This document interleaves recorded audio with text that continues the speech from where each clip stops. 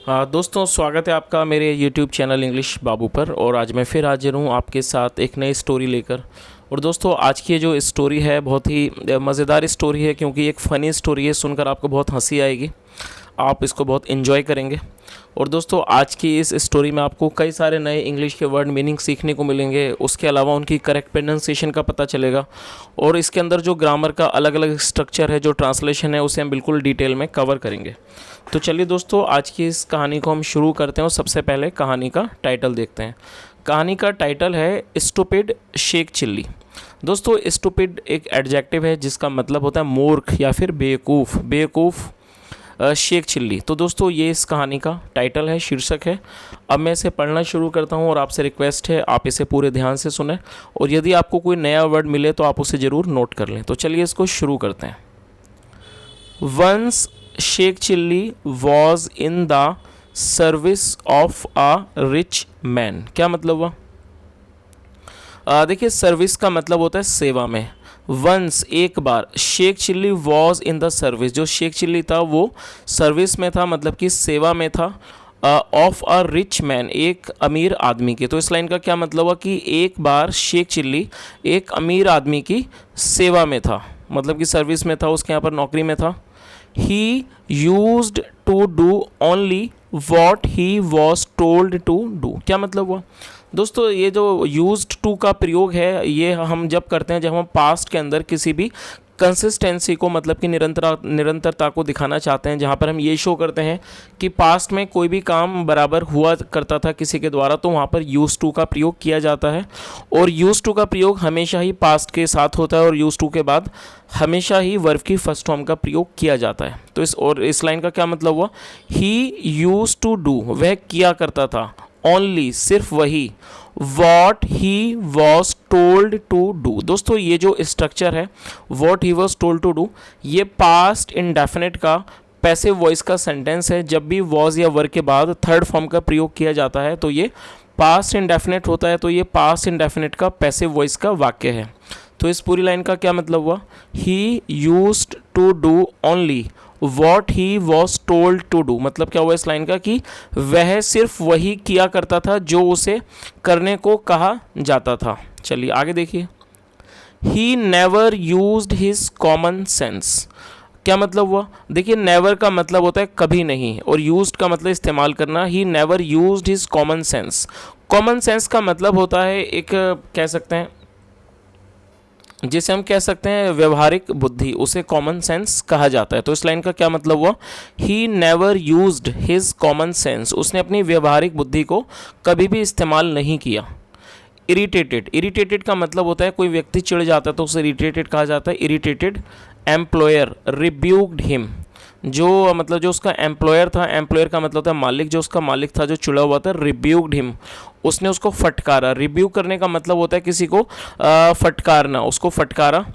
Intelligent servant is one, जो intelligent मतलब कि जो समझदार, जो बुद्धिमान सर्वेंट होता है, नौकर होता है, इज़ वन, वो होता है who when asked to do something, जब उसे कुछ करने को कहा जाए। डज 3 एडिशनल टास्क, वो 3 और अन्य काम करता है।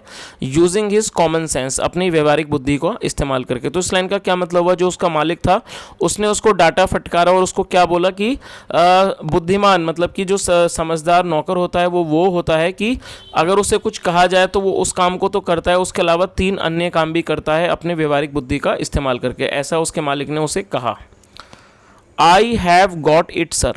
क्या मतलब हुआ? देखिए, यहाँ गॉट का मतलब प्राप्त करना भी होता है, इसका मतलब समझना भी होता है। और ये प्रेजेंट परफेक्ट का वाक्य है। जब हम हैज़ हैव के साथ थर्ड फॉर्म का प्रयोग करते हैं तो थर्ड फॉर्म तो वो प्रेजेंट परफेक्ट का वाक्य होता है। और ये जो गॉट है ये सेकंड भी फॉर्म है और थर्ड फॉर्म भी है।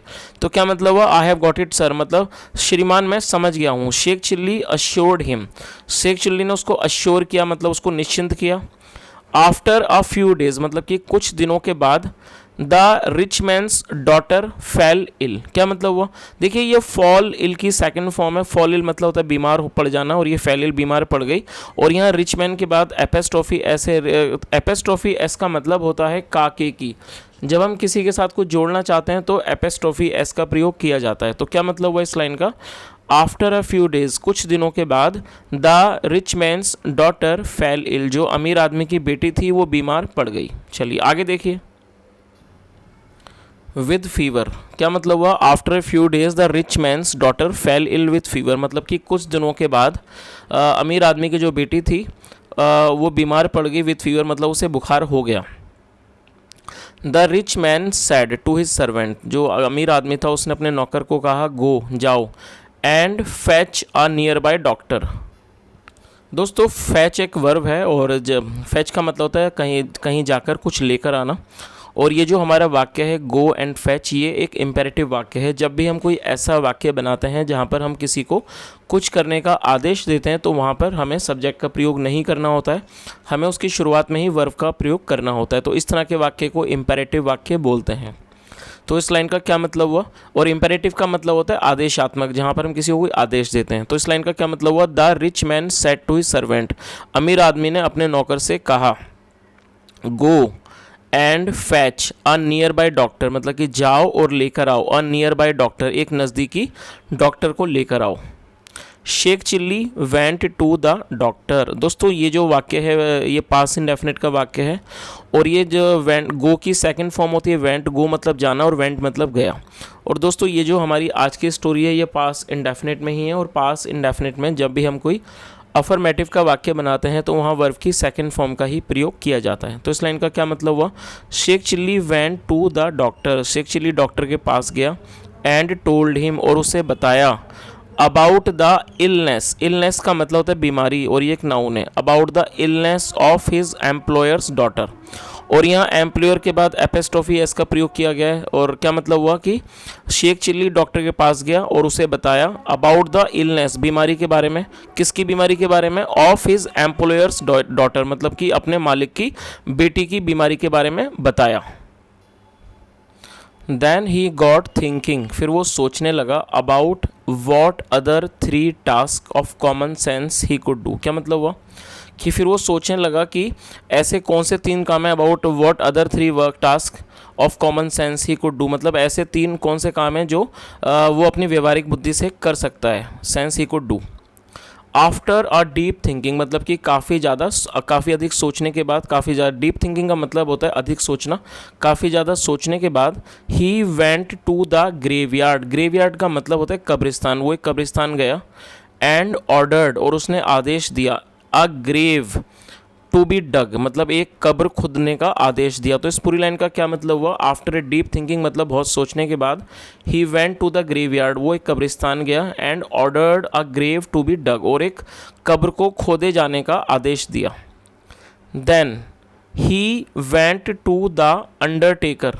अंडरटेकर का मतलब होता है कोई भी रखवाली करने वाला व्यक्ति, उसे अंडरटेकर कहा जाता है। क्या मतलब हुआ? Then he went to the undertaker, फिर वो रखवाली करने वाले व्यक्ति के पास गया एंड ऑर्डर्ड, और उसने आदेश दिया अ कॉफिन, एक कफन का आदेश दिया, मतलब कि ऑर्डर दिया। देन फिर he went into the neighbourhood, उसके बाद वो पड़ोस में गया एंड आस्क्ड द नेबर्स, और जो नेबर्स थे, जो पड़ोसी थे, उनको कहा टू अराइव, उनको आने को कहा for a funeral procession. Funeral procession का मतलब होता है शव यात्रा, तो और उसने उनको शव यात्रा के लिए आने को कहा। चलिए आगे देखिए। While the doctor was attending to the sick girl, मतलब वाइल का मतलब था दौरान, मतलब जिस दौरान जो डॉक्टर था वो अटेंड कर रहा था, मतलब कि देख रहा था टू द सिक गर्ल, उस बीमार लड़की को। अ मैन अराइव्ड, एक आदमी आया एंड आस्क्ड, और पूछा whose grave is to be dug, मतलब कि हुज मतलब किसका, किसकी, किसके। Whose grave is to be dug मतलब किसकी कब्र को खोदा जाना है। The angry rich man asked, जो एंग्री मतलब जो क्रोधित या जो गुस्से में जो अमीर आदमी था, आस्क्ड उसने पूछा व्हाट ग्रेव मतलब कि कौन सी कब्र, क्या कब्र। Who told you about it, आपको इस बारे में किसने बताया। चलिए आगे देखिए।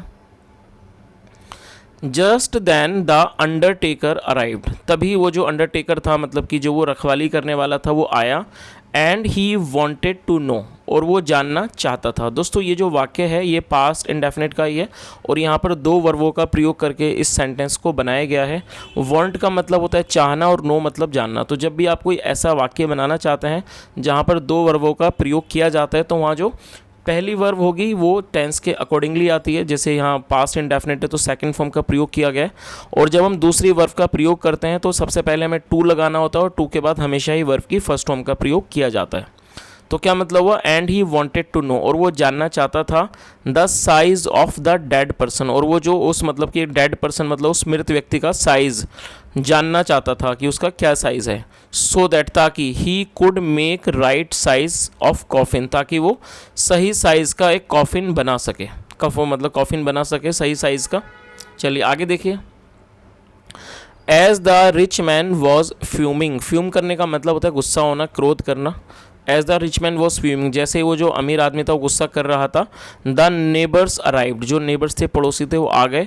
मॉर्निंग, मॉर्निंग का मतलब होता है शोक जताना या फिर मातम करना, मातम जताते हुए आ गए morning. At the death of young girl, और किस पर, एट द डेथ मतलब कि मृत्यु पर, मौत पर, ऑफ यंग गर्ल उस छोटी लड़की की। तो इस पूरी लाइन का क्या मतलब हुआ, as the rich man was fuming मतलब जैसे वो अमीर आदमी जब वो क्या था गुस्सा कर रहा था। द नेबर्स अराइव्ड मॉर्निंग मतलब जो नेबर्स थे पड़ोसी थे वो मातम मनाते हुए आ गए at the death of the young girl मतलब उस छोटी लड़की की मौत पर। चलिए आगे देखिए। It became known that Sheikh Chilli was behind all that, मतलब क्या हो गया, इट बिकेम नॉन मतलब ये बात पता चल गई, इस बात का खुलासा हो गया, ये चीज़ का पता चल गया दैट कि Sheikh Chilli was behind all that मतलब इन सब के पीछे शेख चिल्ली था। चलिए आगे देखिए। ऑल दैट मिस इन्फॉर्मेशन मतलब इस सारी जो ये मिस इन्फॉर्मेशन है, जो झूठी खबरें हैं, उनके पीछे शेख चिल्ली था। तो ये बात पता चल गई, क्लियर हो गई। The rich man beat his head in anger, जो अमीर आदमी था उसने अपना सर पीटा गुस्से में। बीट मतलब होता है पीटना, उसने अपने सर को गुस्से में पीटा। इन एंगर मतलब गुस्से में। एंड फ्रस्ट्रेशन, और फ्रस्ट्रेशन में मतलब कि वो जो अमीर आदमी था उसने गुस्से और हताशा में अपने सर को पीटा। द इडियट शेख चिल्ली मतलब कि मूर्ख शेख चिल्ली। नाउ अब, आई वंडर मतलब मुझे आश्चर्य है, what else he is doing कि अब वो और क्या कर रहा है। वेयर इज़ ही वह कहाँ है। ही थंडर्ड वो गरजा। चलिए आगे देखिए, आगे क्या होता है। He picked up a thick stick, उसने एक मोटी लाठी को उठाया। ये पिक की सेकंड फॉर्म में picked. He picked up a thick stick, उसने एक मोटी लाठी उठाई। And station himself at the door of his mention, और स्टेशन का मतलब होता है कहीं पर रुक जाना, खड़े हो जाना, और वो खड़ा हो गया मतलब वो खुद खड़ा हो गया। एट द डोर दरवाजे पर, ऑफ हिज मैंशन अपनी हवेली के दरवाजे पर वो खड़ा हो गया। टू टीच अ लेसन एक सबक सिखाने के लिए। टू शेख चिल्ली को। व्हेन ही अराइव्ड जब वो आए। चलिए आगे देखिए। He did not have to wait for long. Did not have to का मतलब होता है किसी क्रिया को ना करना पड़ना, और ये पास्ट फोर्स एक्शन का नेगेटिव वाक्य है। पास्ट फोर्स एक्शन सेंटेंस है, उसका नेगेटिव सेंटेंस है। तो इस लाइन का क्या मतलब हुआ, he did not have to wait for long मतलब उसे ज़्यादा देर अधिक देर इंतज़ार नहीं करना पड़ा। As soon as he saw, as soon as का मतलब होता है जैसे ही सॉ उसने देखा द कल्प्रिट दोषी को। ही रेंड लाठी ब्लोज ऑन शेख चिल्ली, उसने शेख चिल्ली के ऊपर लाठी के जो वार थे उनको बरसा दिया। रेन का मतलब होता है वर्षा कर देना। तो इस पूरी लाइन का क्या मतलब हुआ, as soon as he saw the culprit जैसे ही उसने दोषी को देखा। कल्प्रिट का मतलब होता है गुनाहगार या दोषी, उसने गुनाहगार को देखा। ही रेंड लाठी ब्लोज ऑन शेख चिल्ली, उसने शेख चिल्ली के ऊपर लाठियाँ बरसात कर दी। कर्सिंग हिम उसको कोसते हुए, ताना देते हुए। ऑल द टाइम मतलब कि हर समय, मतलब क्या करा उसने, मतलब उसको पीटना शुरू कर दिया, लाठी बरसानी शुरू कर दी, साथ में उसको कर्स भी करने लगा मतलब उसको कोसने भी लगा। Stupid Sheikh Chilli was puzzled, जो स्टूपिड मतलब जो मूर्ख शेख चिल्ली था वो पजल्ड था मतलब कि वो बहुत ज़्यादा आश्चर्य में था। मास्टर मतलब कि मालिक। You had asked me to do 3 additional task, और दोस्तों यहाँ हेड के बाद थर्ड फॉर्म का प्रयोग किया गया। जब भी हेड के साथ थर्ड फॉर्म का प्रयोग किया जाता है तो वो पास्ट परफेक्ट का सेंटेंस होता है। तो ये हमारा पास्ट परफेक्ट का वाक्य है। क्या मतलब हुआ, you had asked me to do 3 additional task, आपने मुझे 3 और मतलब कि अतिरिक्त काम करने को कहा था। To whatever I was ordered मतलब जो भी मुझे आदेश दिया गया। आई थॉट, मैंने सोचा, if the doctors treatment did not work, मैंने सोचा कि यदि जो डॉक्टर का जो ट्रीटमेंट है, इलाज है, वो काम नहीं करता है, डिड नॉट वर्क, द मिसी वुड श्योरली डाई, ये जो मिसी है मतलब जो छोटी लड़की है, वुड श्योरली डाई, वो मतलब कि वास्तव में मतलब कि ज़रूर उसकी मृत्यु हो जाएगी। देन फिर she will need a coffin, फिर उसे एक कॉफिन की ज़रूरत पड़ेगी, कफन की, एंड अ ग्रेव, और एक मतलब कि कब्र की ज़रूरत पड़ेगी। बिसाइड्स अ क्राउड मतलब ऑफ मॉर्नर्स, मॉर्नर्स का मतलब है मातम करने वाले, बिसाइड्स ए क्राउड ऑफ मॉर्नर्स मतलब मातम करने वाली भीड़ के अलावा। आई थॉट, मैंने सोचा, I had done a smart thing, but क्या मतलब वो आई थॉट, मैंने सोचा, I had done a smart thing, कि मैंने कोई अच्छा काम मतलब कि स्मार्ट मतलब कि समझदारी वाला काम किया था, लेकिन और दोस्तों यहीं पे ये स्टोरी ख़त्म हो गई, क्योंकि जाहिर सी बात है उसने ये मूर्खता का काम किया था। दोस्तों अब इसकी जो कहानी का जो मॉरल है हम उसे भी देख लेते हैं। There is no cure for stupidity, देखिए क्योर एक का मतलब होता है इलाज या फिर किसी तरह का निदान, इसे क्योर कहा जाता है, जो कि एक नाउन है, और स्टुपिडिटी एक नाउन है जिसका मतलब होता है मूर्खता। तो इस लाइन का क्या मतलब हुआ, there is no cure for stupidity, मतलब कि मूर्खता का कोई भी इलाज नहीं है। तो दोस्तों ये आज की छोटी सी कहानी थी, और यदि आपको कहानी मज़ेदार लगी हो, आपको सुनकर अच्छा लगा और आपको मेरा प्रयास भी अच्छा लगा हो, तो आपसे रिक्वेस्ट है वीडियो को लाइक करें, शेयर करें, चैनल को भी सब्सक्राइब करें और कमेंट करके बताएं यदि आपका कोई सुझाव हो। सुनने के लिए thank you so much, have a nice day and bye.